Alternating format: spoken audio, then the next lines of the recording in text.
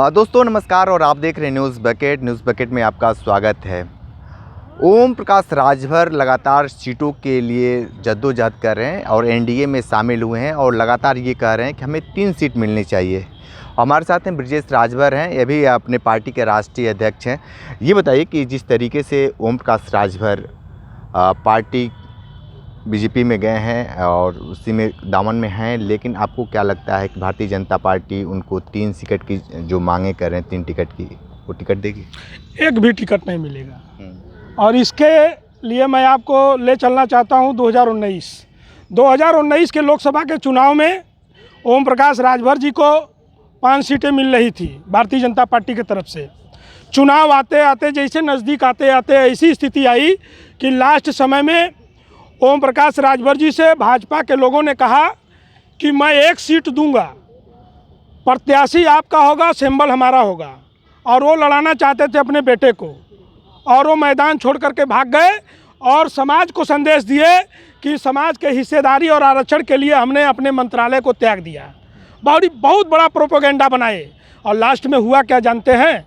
39 लोगों को गूगल पे सर्च कर लीजिएगा। मैं आपके चैनल के माध्यम से मैं लोगों को बताना चाहता हूं कि गूगल पे सर्च कर लीजिएगा कि 39 प्रत्याशियों को 2019 में ओम प्रकाश जी ने लड़ाया था अपने दल से, और 39 की जमानत जब्त हो गई थी। ये है असली चेहरा ओम प्रकाश राजभर की, ये औकात है।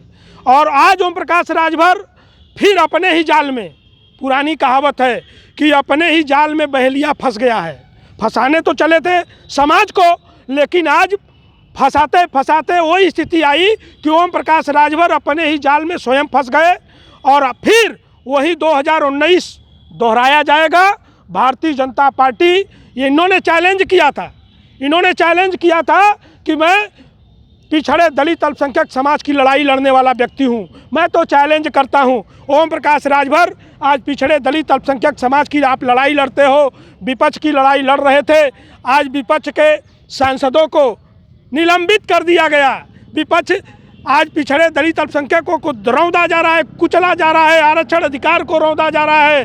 कानूनों को बदल करके, अंग्रेजों का कानून बता के, जो पिछड़े दलित अल्पसंख्यक के हित में जो कानून थे उस कानून को बदल करके आज रौंदने का काम किया जा रहा है। कहाँ हो? आपकी आत्मा मर गई?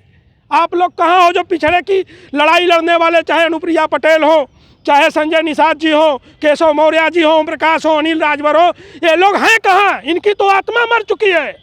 अच्छा, एक चीज़ बताइए कि आप भी तो पियर का गमछा ओम प्रकाश राजभर का लेकर प्रचार कर रहे हैं।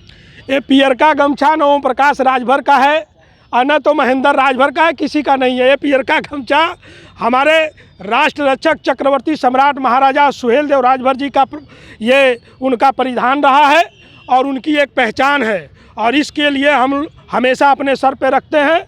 और ये न उन्होंने दिया है, न किसी दल ने दिया है, न ओम प्रकाश राजभर की बपौती है।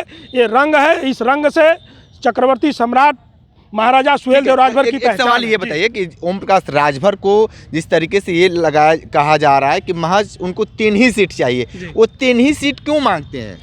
सर, ऐसा है कि अभी इन्होंने 2022 में गठबंधन किया था समाजवादी पार्टी के साथ। इनको अपने देश के, अपने प्रदेश के नेताओं ने, बड़ी पार्टियों ने इनको इस तरह रखा है कि ये खाली गुंडा माफियाओं के सौदागर हैं। ये समाज को बेचने वाला व्यक्ति है।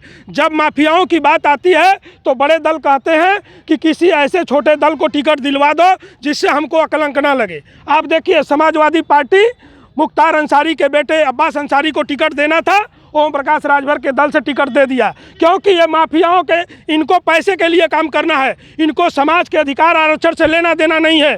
तो इन्होंने अब्बास अंसारी को अपने सिंबल से टिकट दे दिया, 10 करोड़ में समझौता कर लिया। आज उनसे नहीं बनी, समाजवादी की सरकार नहीं बनी, उधर से मंत्रालय के चक्कर में अब इधर आ गए। अब इधर चर्चाएं बढ़ गई हैं कि 2 सीट मिल रहा है, 1 सीट इनके बेटे को, 1 सीट यहाँ के माफिया ब्रजेश सिंह को मिलेगा। तो ब्रजेश सिंह कौन से दल से लड़ेंगे, ये तय हो गया कि ओम प्रकाश राजभर ऐसा व्यक्ति है कि वही सौदा कर सकता है। ये कलंक भारतीय जनता पार्टी नहीं लेना चाहती है और उस कलंक को ओम प्रकाश राजभर के खाते में डालना चाहते हैं। अगर इसी वजह से हो सकता है एक आध सीट इनको मिल जाए, कुछ पैसे मिल जाए, और ये सौदागरों की बस यही औकात है। और राजभर समाज को तो मैं आपके चैनल के माध्यम से बताना चाहता हूँ कि ओम प्रकाश राजभर केवल और केवल समाज के सौदागर बन के रह गए। अगर समाज की हिस्सेदारी, आरक्षण, अधिकार इनके मन में होता तो ये सौदागरों को न दे करके, माफियाओं को न दे करके समाज के गरीब जनता, अपने पदाधिकारियों को चुनाव, ऐसे लोगों को चुनाव लड़ा करके विधानसभा, लोकसभा भेजते तो शायद हमारे समाज का कल्याण हो सकता था। लेकिन ये माफिया आज अब्बास अंसारी कहाँ हैं? ठीक है, तो आप ब्रिजेश राजभर को सुन रहे थे, जिन्होंने ओम प्रकाश राजभर की जो कलई थी उन्होंने खोल दिया है। कि ये सीधे तौर पे इनका आरोप है कि ये भूमाफिया तरीके के जो माफिया टाइप के लोग हैं उनको चुनाव मैदान में लड़ाने जा रहे हैं। विशेष रिपोर्ट कर रहे थे, तो हमारे साथ बने रही न्यूज़ बकेट के साथ में दीजिए इजाजत। नमस्कार। पेश है न्यूज बकेट हिंदी मासिक पत्रिका। पढ़ें इस महीने की पूरी खबर विस्तार से हमारे न्यूज बकेट की मैगजीन में। हमारी ई मैगजीन को मुफ्त में पढ़ने के लिए अभी लॉगिन करें www.newsbucket.in पर। इसके अलावा रोज की ताज़ा खबरों के लिए हमारे YouTube चैनल को तुरंत सब्सक्राइब करें।